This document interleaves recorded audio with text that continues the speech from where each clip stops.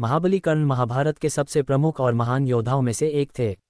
वे सूर्य देव और कुंती के पुत्र थे, लेकिन जन्म के समय ही कुंती ने उन्हें गंगा में प्रवाहित कर दिया था।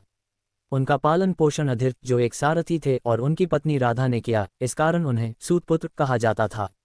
कर्ण को उनकी वीरता, युद्ध कौशल और अटूट दानशीलता के लिए जाना जाता है।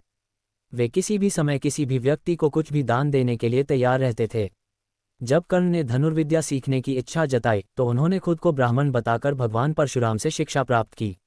लेकिन जब परशुराम को यह पता चला कि कर्ण वास्तव में क्षत्रिय कुल से हैं, तो उन्होंने क्रोधित होकर उन्हें श्राप दिया कि जब भी उन्हें अपने सबसे जरूरी समय में ज्ञान की आवश्यकता होगी, तब वे उसे भूल जाएंगे।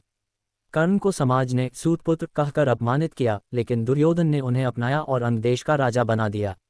इस कारण कर्ण ने जीवन भर दुर्योधन का साथ निभाया, भले ही वह अधर्म के मार्ग पर था। कर्ण को अर्जुन के समान महान योद्धा माना जाता था।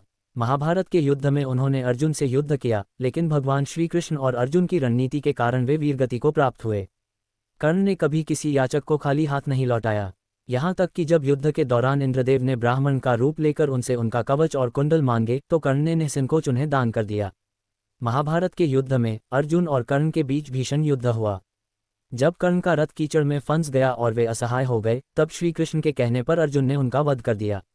कर्ण का जीवन संघर्षों से भरा हुआ था, लेकिन उन्होंने कभी भी अपने सिद्धांतों और मित्रता को नहीं छोड़ा। उनकी महानता और दानवीरता के कारण आज भी वे महाभारत के सबसे सम्माननीय पात्रों में से एक माने जाते हैं।